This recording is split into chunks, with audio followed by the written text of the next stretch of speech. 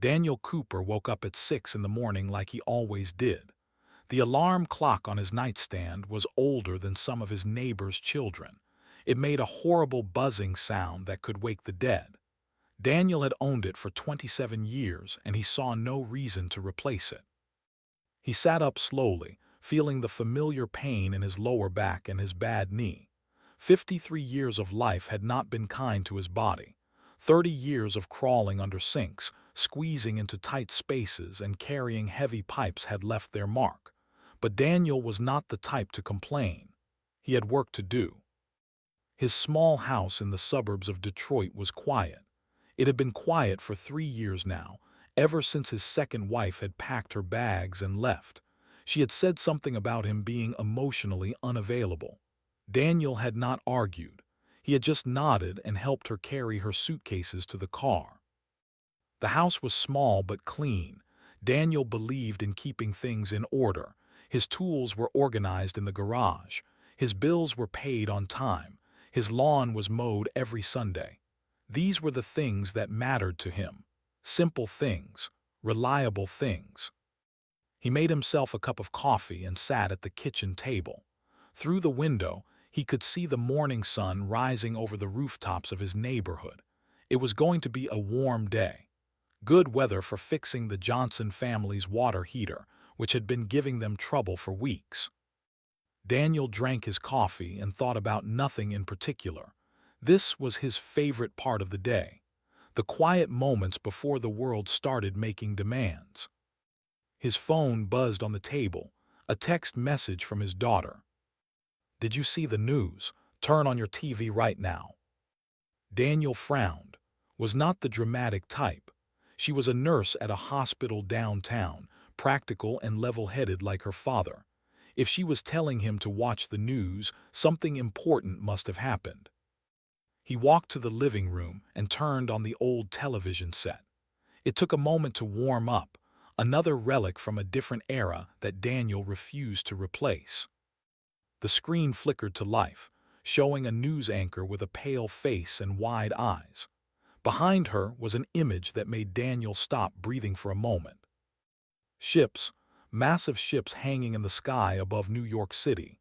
They were black and angular, shaped like nothing Daniel had ever seen. They looked like someone had taken geometry and turned it into a nightmare. "We are receiving reports from around the world," the anchor was saying, her voice trembling slightly. These vessels appeared simultaneously over every major city approximately 2 hours ago. There has been no communication. Military forces are on high alert. The president is expected to address the nation within the hour. Daniel sat down heavily on his worn couch. He stared at the screen as the camera zoomed in on one of the ships. It was enormous. It made the skyscrapers below it look like toys. "Well," Daniel said to his empty living room, "that's something you don't see every day." His phone buzzed again. This time it was his son calling. "Dad, are you seeing this?" "I'm seeing it." "What do you think they want?" Daniel scratched his chin, feeling the stubble he had not yet shaved. "No idea, son, but I figure if they wanted to blow us up, they would have done it already." "That's not very comforting, Dad." "Wasn't meant to be comforting, just practical." Was silent for a moment. He was a software engineer in California, smart and successful in ways that Daniel could not fully understand. But right now, he sounded like a scared little boy. "Should I come home?" "What would that accomplish? If these things decide to start shooting, won't matter where you are." "I just thought maybe we should be together, as a family." Daniel felt something soften in his chest. His son was 30 years old, but he still wanted to be with his father when things got scary. That meant something. "Stay where you are for now," Daniel said gently. "Keep your phone charged. We'll figure this out." After he hung up, Daniel continued watching the news. The reports were chaotic and contradictory. Some said the ships were alien. Others claimed it was some kind of secret military project. A few conspiracy theorists were already calling it a hoax. But Daniel had eyes. He could see that whatever those ships were, They were not human. Nothing humans had ever built looked like that. Nothing humans had ever built could hover silently over a city like a hawk watching a mouse. His phone buzzed constantly throughout the morning. Old friends, distant relatives, customers he had not heard from in years. Everyone wanted to talk. Everyone wanted to share their fear. Daniel answered some calls and ignored others. He made himself breakfast because a man needed to eat regardless of whether aliens were invading. He took a shower because cleanliness mattered even at the end of the world. By noon, the president had given his address. It was full of reassurances and empty promises. Daniel listened with half an ear while he organized his toolbox. Politicians always talked a lot without saying much. He doubted these aliens, if that's what they were, would be impressed by speeches. The first communication came 3 days later. Daniel was sitting in his truck outside the Henderson house, having just finished replacing their garbage disposal, when the radio crackled and went silent. Then a voice came through, clear and strange, speaking English with an accent that did not belong to any country on Earth. People of this world, I am Empress of the Empire. Your planet has been identified for incorporation into our domain. You will send one representative to discuss the terms of your submission. This representative will be chosen by random selection from your general population. We have no interest in speaking with your military leaders or politicians. We wish to understand the common people of your world. You have 7 days to comply. The message repeated 3 times, then the radio returned to normal. Daniel sat in his truck for a long moment, staring at the dashboard. Random selection. The aliens wanted to talk to a random person.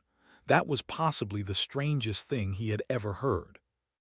He drove home slowly, listening to the news coverage explode with analysis and speculation. Experts argued about what the message meant.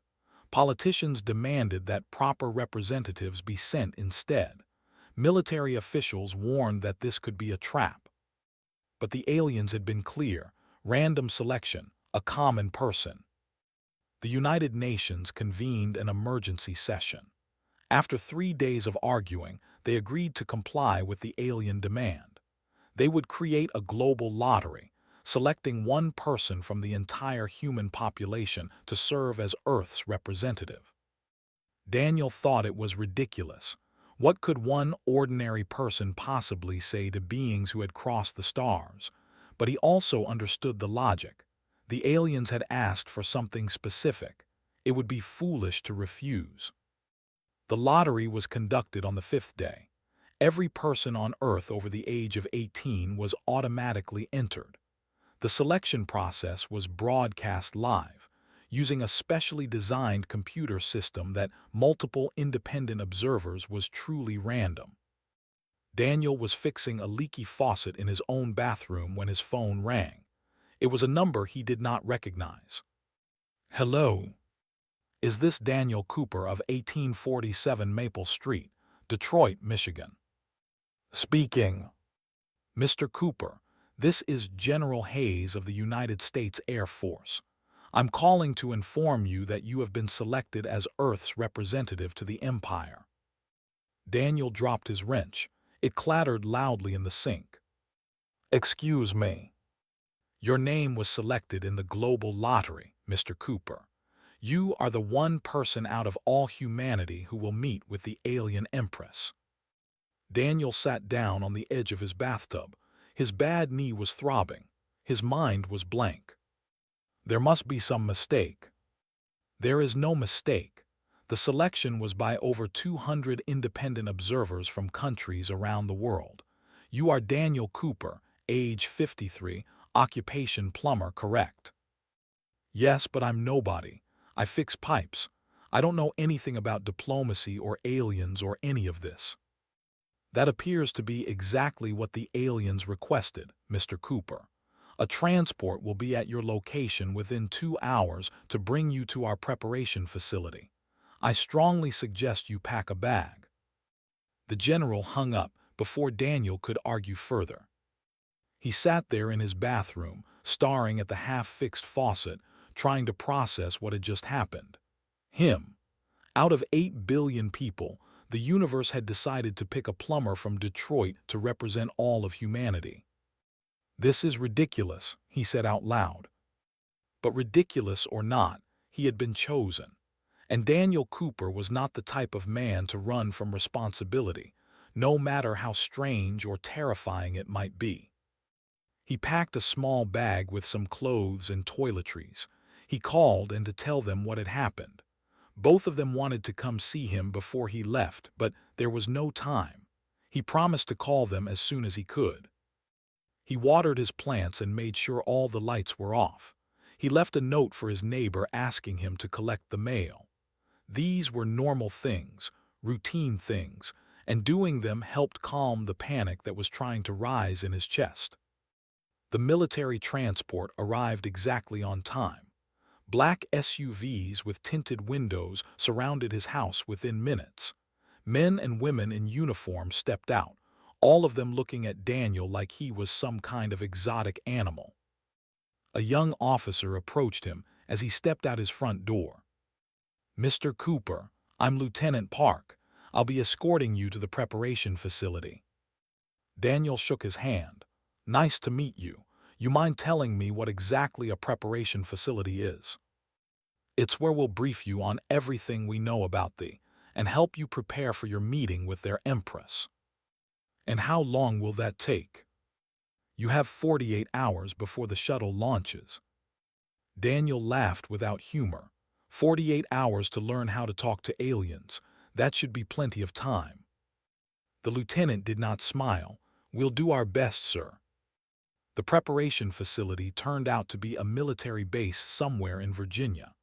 Daniel spent the helicopter ride staring out the window, watching the American landscape roll by beneath him. It looked so peaceful from up here, so unaware of the massive ships that still hung silently over every major city. When they landed, Daniel was taken to a large conference room where a team of experts was waiting for him. There were scientists and linguists and psychologists and military strategists. They all looked at him with a mixture of curiosity and barely concealed disappointment. A woman in a crisp business suit stepped forward. Her name tag identified her as Dr. Helen Murray. "Mr. Cooper, thank you for agreeing to take on this responsibility." "Didn't exactly agree. Got a phone call that told me I'd been drafted." Dr. Murray's professional smile faltered slightly. "Yes, well, we're here to help you succeed. Over the next 2 days, we'll teach you everything we've learned about thee and their culture." "Which is how much exactly?" "Not as much as we'd like. Their communication has been limited, but we've analyzed their language patterns, their ship designs, and the historical references they've made. We believe we have a basic understanding of their society." Daniel sat down at the conference table. "All right, let's hear it." What followed was the most intense 2 days of Daniel's life. He learned about the Empire, a civilization that had existed for thousands of years, spreading across 11 star systems and conquering dozens of worlds. He learned about their hierarchical society, where the Empress held absolute power. He learned about their concept of honor and their contempt for what they considered lesser species. He also learned that the current Empress was considered unusual even by standards. She had taken the throne at an extremely young age after her mother died in battle. By their measurements, she was only 19 cycles old, roughly equivalent to 19 human years. She was the youngest ruler in history, and she had proven herself through conquest and ruthlessness. "She's a teenager," Daniel asked during one of the briefings. "By their biological standards, yes," Dr. Murray confirmed. "Although their species matures differently than ours, at 19 cycles, she's considered fully adult in their society. But she's still young, inexperienced. Do not underestimate her, Mr. Cooper. She has personally commanded the destruction of entire civilizations. She is brilliant, ruthless, and completely devoted to expanding her empire." Daniel nodded slowly. "So I'm going to meet a teenage alien conqueror who wants to add Earth to her collection. That's great. That's just wonderful. The experts taught him proper protocols for addressing the Empress. They taught him phrases in the language. They showed him images of their technology and their warriors.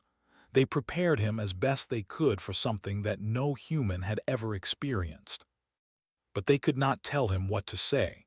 That was the one thing no one could agree on. The politicians wanted him to offer Earth surrender and negotiate the best possible terms. The military wanted him to buy time while they developed new weapons. The scientists wanted him to establish a dialogue for exchanging knowledge. Everyone had an opinion, and no two opinions were the same. On the night before his launch, Daniel sat alone in his quarters. The base had given him a small room with a bed and a desk, comfortable but impersonal. He had not slept well since receiving the call. His phone rang. It was, "Dad, how are you holding up?" "I'm fine, sweetheart, just tired." "I can't believe this is happening. I can't believe they're sending you up there alone." "That's what the aliens asked for." "But it's not fair. You didn't sign up for this. You're just a regular person." Daniel smiled sadly. Maybe that's the point. Maybe they want to know what regular people are like. "What are you going to say to them?"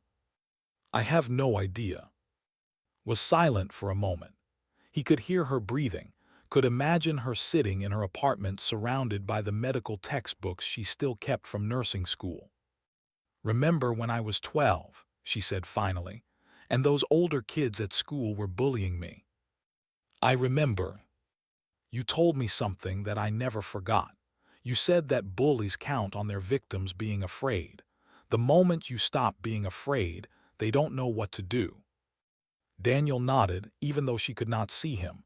"That's true. Maybe it's the same with these aliens.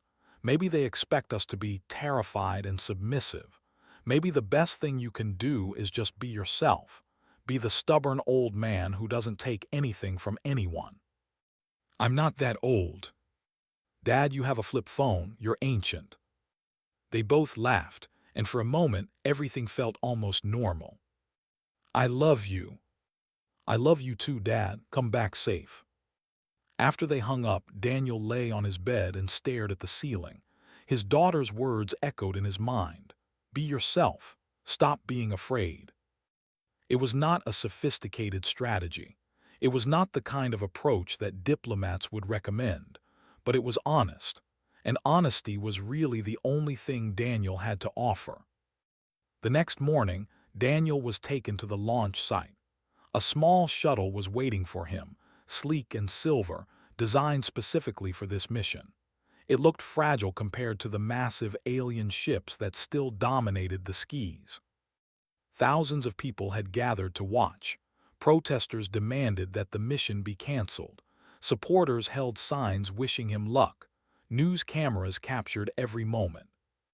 General Hayes met him at the base of the shuttle. She looked tired, like she had not slept in days. "Mr. Cooper, on behalf of the United States government and the United Nations, I want to thank you for your service to humanity." "Don't thank me yet. I haven't done anything." "You showed up. That counts for something." She handed him a small device that looked like a hearing aid. "This is a universal translator. Our scientists reverse-engineered it from a device they sent down. It will allow you to understand them, and they will understand you." Daniel put it in his ear. It fit perfectly, like it had been made specifically for him. "Any final advice?" he asked. General Hayes hesitated. "The experts have given you all the information they can, but if you want my personal opinion, just trust your instincts. You were chosen randomly, which means you're exactly what they asked for. Don't try to be something you're not." Daniel appreciated that. It was the most honest thing anyone had said to him in the past 2 days. He climbed into the shuttle and strapped himself in. The interior was small but comfortable, designed for a single passenger. Windows on all sides would give him a view of whatever was waiting for him. The launch was smooth, nothing like the violent rocket launches he had seen in old movies. The shuttle rose silently into the sky, carried by technology that human scientists still did not fully understand. Within minutes, Earth was shrinking behind him, transforming from a world into a blue marble hanging in the darkness. Daniel had never been particularly impressed by grand sights. He had lived his whole life in Detroit, content with the modest beauty of his neighborhood and the simple satisfaction of a job well done. But seeing Earth from space affected him in ways he did not expect. That little blue dot contained everything he had ever known, everyone he had ever loved, every memory and experience that had shaped him into who he was, and now it was behind him, growing smaller by the second. The alien flagship grew larger ahead. It was even more massive than it had appeared from the ground. The ship was a mountain of black metal and strange geometric shapes, covered in symbols and markings that meant nothing to human eyes. A docking bay opened in the side of the ship, a rectangle of light against the darkness. The shuttle glided toward it automatically, guided by signals that Daniel could not perceive. He landed with a gentle bump. Through the windows, he could see figures waiting for him. Tall figures in gleaming armor, holding weapons that looked like they could level a building. The shuttle door opened with a hiss. Daniel unbuckled his harness and stood up slowly. His bad knee protested, sending a spike of pain up his leg. He grimaced but did not let it show on his face. He stepped out of the shuttle and into the alien ship. The air was different here, colder, with a strange metallic taste. The gravity felt slightly heavier than Earth's, making each step require a little more effort. The guards surrounded him immediately. They were humanoid but clearly not human. Their skin was a pale silver color, their eyes were solid black without visible pupils, and they stood over 7 feet tall. They wore armor that seemed to shift and flow like liquid metal. One of them spoke, and Daniel's translator turned the words into English. "You are the Earth representative." "That's me." "You will follow us to the throne room. You will not speak unless spoken to. You will not touch anything. You will show proper respect to the divine majesty. Failure to comply will result in immediate termination." Daniel nodded. "Lead the way." The walk through the ship was long and disorienting. The corridors twisted and turned in ways that did not seem possible. Daniel saw rooms filled with strange machinery, windows looking out at distant stars, and hundreds of going about their business. None of them looked at him with anything other than contempt. He was clearly nothing to them, a curiosity at best, an insect at worst. Daniel could feel their disdain pressing down on him like a physical weight. But he kept walking, one foot in front of the other, the same way he had approached every difficult day of his life. Finally, they reached a massive set of doors. They were carved with intricate patterns that seemed to move and shift when Daniel looked at them directly. The guards stopped and turned to face him. "The divine majesty awaits. Remember your instructions." The doors swung open. The throne room was the largest interior space Daniel had ever seen. It could have held a football stadium with room to spare. Hundreds of nobles stood in perfect rows on either side of a central aisle. They wore elaborate robes and jewelry, each one clearly a person of importance in this alien society. At the far end of the room, perhaps a quarter-mile away, sat the throne. It was made of something that looked like crystallized light, glowing with internal fire, and on it sat Empress. Even from this distance, Daniel could see that she was different from the others. Her silver skin seemed to glow, and her eyes burned like captured stars. She radiated power and authority in a way that made the others seem dim by comparison. Daniel started walking. The aisle was long, and his bad knee made the journey slow and awkward. He could feel thousands of alien eyes watching him, judging him, finding him wanting. The silence was absolute, broken only by the soft sound of his footsteps on the polished floor. As he got closer, he could make out more details of the Empress. She was beautiful in a way that transcended species, all sharp angles and elegant proportions. Her silver hair flowed down her back like a waterfall of mercury. She wore robes of deep purple that seemed to absorb the light around them. And she was young.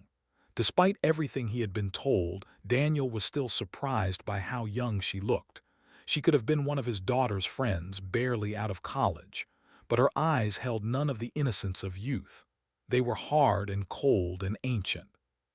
He stopped at the base of the throne, about 30 feet from where she sat. The guards remained behind him, their weapons ready. Empress looked down at him with an expression of pure contempt. This is what Earth sends to represent them, this old, broken creature. Her voice echoed through the chamber, amplified by technology he could not see. The translator in his ear rendered her words instantly, including the disdain that dripped from every syllable. Daniel did not flinch. He had been insulted by worse people than alien empresses. "I'm Daniel Cooper," he said. "Your message asked for a random person from our population. Here I am. I expected your species to attempt some deception, to send a warrior or leader disguised as a commoner. Instead, you send this." She gestured at him dismissively. "Do your people have no pride?" "We have plenty of pride. We also follow instructions when they're clear." Leaned forward on her throne. "You will address me as Divine Majesty, eternal light of the Conqueror of Worlds, she who burns away darkness. This is my full title, and you will use it every time you speak to me." Daniel considered this for a moment. It was a lot of words. His memory was not what it used to be. "That's quite a mouthful. How about I just call you ma'am instead?" The reaction was immediate. A gasp rippled through the assembled nobles. The guards behind Daniel raised their weapons. Even the air in the room seemed to freeze. His eyes widened with shock, then they narrowed with fury. "You dare?" "I meant no offense," Daniel said calmly.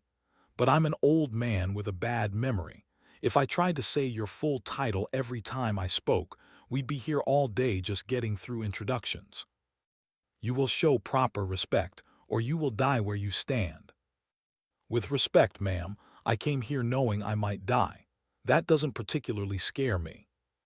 Another ripple of shock through the crowd. This was clearly not how expected inferior species to behave. Stood from her throne. She was even taller than Daniel had estimated, easily 7 feet, maybe more.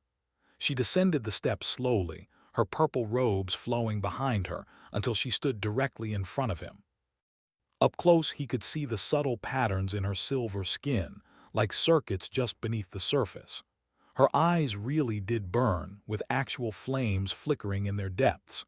She was magnificent and terrifying.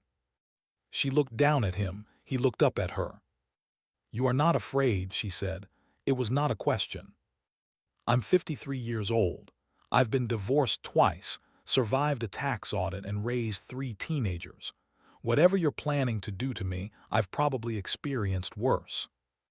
Something flickered in her burning eyes. Confusion, perhaps, or curiosity. "Your species has existed for the blink of an eye," she said. "Your technology is primitive.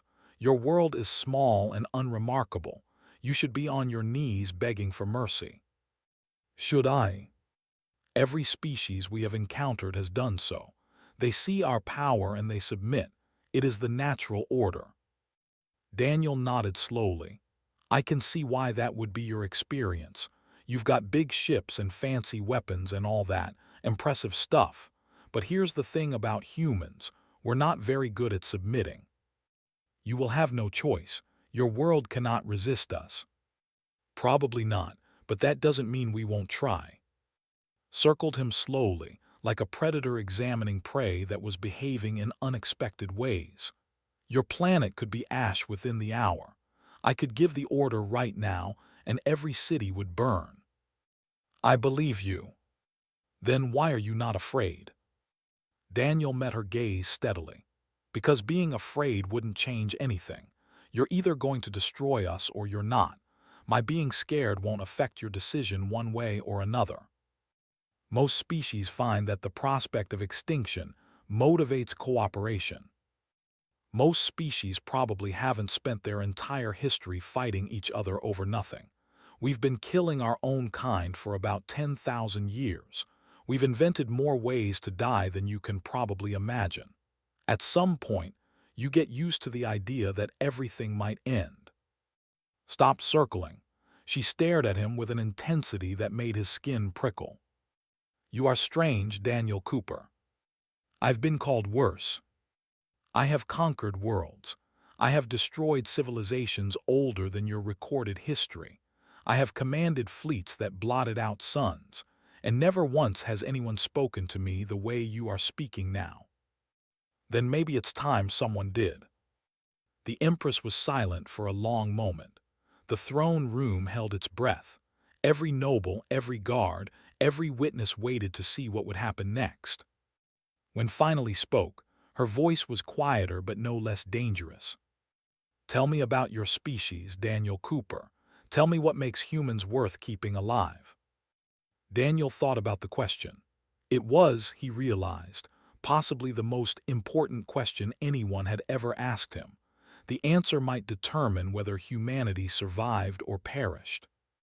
He could have talked about their achievements, the pyramids and the space shuttles, the art and the music and the literature, the scientific discoveries that had transformed their understanding of the universe. But that was not what she had asked. She had asked what made them worth keeping alive. We're stubborn, Daniel said finally. That's the main thing. We're incredibly, ridiculously, stupidly stubborn.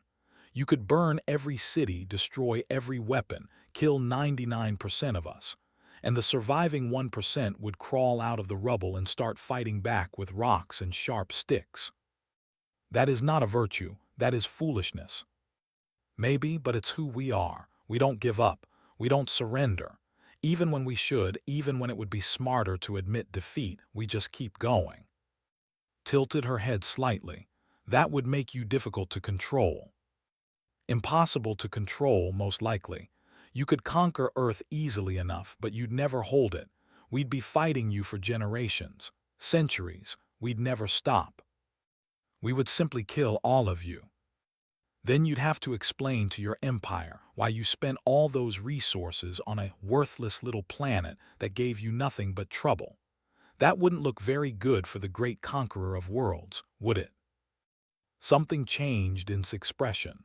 The contempt was still there, but something else was creeping in alongside it.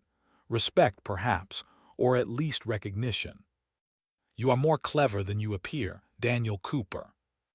I'm not clever at all. I just know people. And humans are the most difficult, contrary, ornery people in the universe. Trust me on that. The Empress returned to her throne. She sat down slowly, her burning eyes never leaving Daniel's face. I have watched your world for 3 of your weeks, she said. I have studied your history, your wars, your cruelties, your endless capacity for destruction. I have seen what you do to each other. It's not pretty, Daniel agreed. And yet you also create beauty. Art that moves even those who do not understand it. Music that speaks across all barriers. Stories that capture truths about existence itself. You are a contradiction, Daniel Cooper. A species of murderers and artists, destroyers and creators. We're complicated. Most things worth understanding are. Was silent for a long moment. The flames in her eyes seemed to dim slightly, as if she was lost in thought. I became Empress at 14 cycles, she said finally. My mother died in battle, and I was thrust onto this throne before I was ready. I have spent every day since then trying to prove that I deserve to sit here, that I am strong enough, ruthless enough, worthy enough. Daniel was surprised by this admission. It seemed strangely personal for a galactic conqueror. That's a lot of pressure for a kid. I am not a child. No, but you were, and no one should have to carry that kind of burden so young. The Empress looked at him sharply. You speak to me as if I were one of your own offspring. I've got 3 kids. 2 are grown, one still figuring things out. I know what it looks like when someone's trying too hard to prove themselves. You think I have something to prove. I think everyone has something to prove. The question is whether you're proving it to others or to yourself. The throne room was absolutely silent. The nobles watched with expressions ranging from shock to horror. No one had ever spoken to their empress this way. No one would dare. But Daniel was not one of them. He was not bound by their rules or their expectations. He was just an old plumber from Detroit who had stopped being afraid a long time ago. Stood abruptly. She descended the steps again, but this time she did not stop at a safe distance. She walked right up to Daniel until they were face to face, only inches apart. You interest me, Daniel Cooper. You are not what I expected. I'm not what anyone expects. Story of my life. I could kill you right now. I could tear you apart with my bare hands. They are stronger than humans by several orders of magnitude. I don't doubt it. And yet you do not step back. You do not cower. What would be the point? If you're going to kill me, you're going to kill me. At least I'll die standing up. The Empress smiled.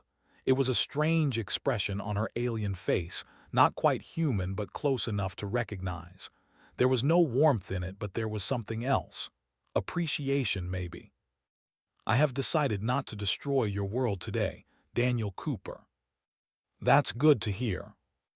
Not because of anything you have said. Your arguments are emotional nonsense, but because you have shown me something valuable. What's that?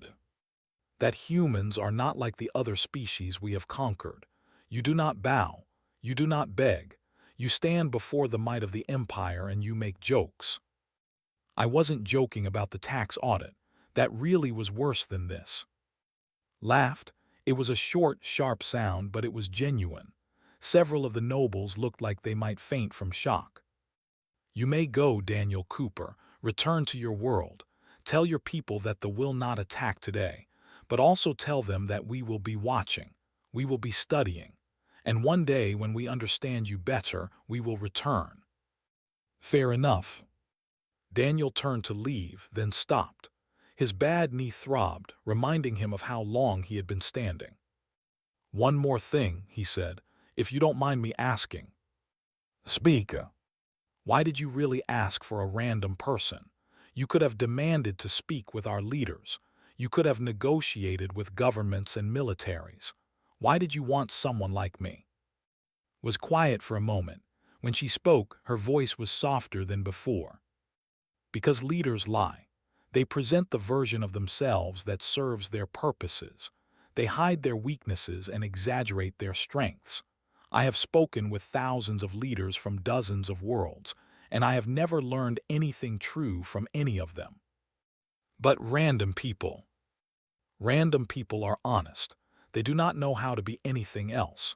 I wanted to know what humanity really is, not what your leaders want me to believe. And you, Daniel Cooper, have shown me exactly that. Daniel nodded slowly. It made a strange kind of sense. Well, I hope what you saw wasn't too disappointing.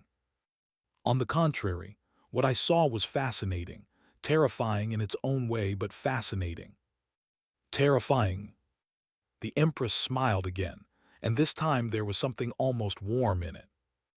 A species that does not fear death is a species that cannot be truly conquered. Your leaders do not understand this, but I do. You have given me much to think about, Daniel Cooper. Glad I could help. Go now, before I change my mind about letting you live. Daniel turned and walked toward the massive doors. The assembled nobles parted before him, their expressions a mix of confusion and outrage. The guards followed at a distance, weapons still ready but no longer aimed at him. As he reached the doors, the Empress's voice rang out one more time. Daniel Cooper. He stopped but did not turn around. Yes. I will remember you. I'll remember you too, ma'am. He walked through the doors and did not look back. The walk back to his shuttle seemed shorter than the walk in. Maybe it was because he knew he was going to survive. Maybe it was because the weight of the world had temporarily lifted from his shoulders. He climbed into the small craft and strapped himself in. The door closed, the docking bay opened, and he was back in space, watching the massive alien flagship shrink behind him. Earth grew larger ahead, that beautiful blue marble he had left behind only hours ago.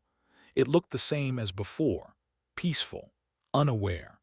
Billions of people going about their lives, not knowing that their fate had just been decided in a conversation between an alien empress and a Detroit plumber. Daniel closed his eyes and let out a long breath. He had done what he came to do. He had represented humanity, and against all odds he had not screwed it up. The landing was smooth and uneventful. When the shuttle door opened, Daniel was met by a crowd of military officials, government representatives, and news cameras. They all wanted to know what had happened, what he had said, what the aliens wanted. General Hayes pushed through the crowd. "Mr. Cooper, are you all right?" "I'm fine, tired but fine." "What happened up there?" Daniel looked at the crowd of important people waiting for his answer. They all looked scared, desperate. They wanted him to tell them that everything was going to be okay. "She's going to leave," he said. "For now, at least. She said they'll be watching us, studying us, but they're not going to attack." The relief in the air was palpable. People cheered, some cried. The cameras captured every moment. "What did you say to her?" General Hayes asked. "How did you convince her?" Daniel thought about the question. How could he explain a conversation that had been equal parts confrontation and confession? How could he capture the strange connection he had felt with a 19-year-old alien conqueror? "I just told her the truth," he said finally. "That we're too stubborn to conquer and too crazy to fight. Best to leave us alone." It was not the whole story, but it was enough for now. 3 days later, the fleet left Earth's orbit.